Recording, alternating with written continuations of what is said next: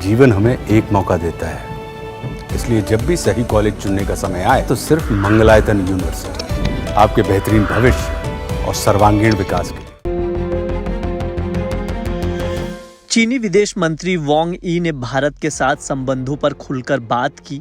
उन्होंने कहा कि दोनों देशों को एक साथ मिलकर काम करने की जरूरत है। चीन इसके लिए बिल्कुल तैयार है। उन्होंने आगे कहा कि यही एकमात्र रास्ता है जिससे दोनों देशों के हितों की पूर्ति होगी। वांग यी ने अमेरिका की ओर इशारा करते हुए कहा कि वैश्विक दक्षिण के अहम सदस्य होने के नाते ये हमारी जिम्मेदारी है कि हम अधिपत्यवाद का विरोध करने में अग्रणीय भूमिका निभाएं।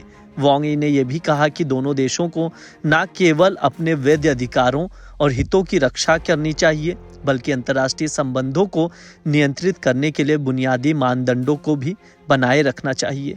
उन्होंने कहा कि अगर चीन और भारत हाथ मिलाते हैं तो अंतर्राष्ट्रीय मामलों में अधिक लोकतंत्र और मजबूत वैश्विक दक्षिण की संभावना में काफी सुधार होगा। शुक्रवार को अपने वार्षिक संवाददाता सम्मेलन में चीनी विदेश मंत्री वांग यी ने ये सब बातें कही। उन्होंने आगे कहा कि भारत चीन संबंधों में सकारात्मक प्रगति हुई है। लद्दाख में सीमा गतिरोध खत्म होने के बाद सभी स्तरों पर उत्साहजनक नतीजे देखने को मिले हैं। जब उनसे पूछा गया कि भारत के साथ सैन्य गतिरोध खत्म होने के बाद चीन द्विपक्षीय संबंधों को कैसे देखता है, इस पर वांग ने कहा कि प्रधानमंत्री मोदी और राष्ट्रपति शी जिनपिंग के बीच रूस के कजान में हुई सफल बैठक के बाद पिछले वर्ष दोनों देशों के संबंधों में सकारात्मक प्रगति हुई है। वांग यी ने यह भी कहा कि अगर सीमा या अन्य मुद्दों पर मतभेद है तो इसका असर पूरे द्विपक्षीय संबंधों पर नहीं पड़ना चाहिए।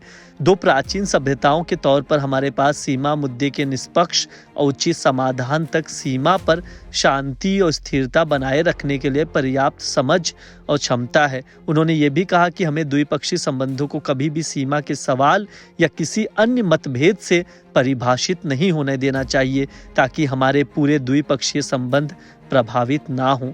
वांग यी ने आगे कहा कि चीन का मानना है कि सबसे बड़े पड़ोसी होने के नाते दोनों देशों को एक दूसरे की सफलता में हिस्सेदार बनना चाहिए।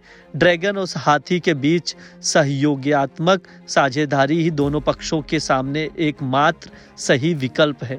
एक दूसरे को कमतर आंकने के बजाय आपस में समर्थन करना चाहिए। दोनों देशों को एक दूसरे के खिलाफ सतर्कता बरतने की जगह साथ मिलकर काम करने की जरूरत है। आपको बता दें, अमेरिकी राष्ट्रपति डोनाल्ड ट्रंप ने एक तरफ से भारत समेत सभी देशों के ऊपर 2 अप्रैल से रेसिप्रोकल टैरिफ लगाने का ऐलान किया है, यानी जितना टैक्स अमेरिका से इंपोर्ट होने वाले आइटम्स पर दूसरा देश लगाएगा, डोनाल्ड ट्रंप उस देश से अमेरिका में होने वाले इंपोर्ट पर भी उतनी ही ड्यूटी ठोकेंगे। इसके वजह से लगातार बवाल मचा हुआ है। जानकारों का कहना है कि इंडिया पर कौन सा टैरिफ लगेगा, इसको लेकर कोई स्पष्टता नहीं है। जहां तक रेसिप्रोकल टैरिफ के असर की बात करें तो इसका इंडिया के ट्रेड पर करीब 5% का असर पड़ेगा। इसलिए इंडिया को ऑटो कॉम्पोनेंट, ऑटोमोबाइल और एग्री जैसे प्रोडक्ट्स पर 0 ड्यूटी की मांग नहीं माननी चाहिए।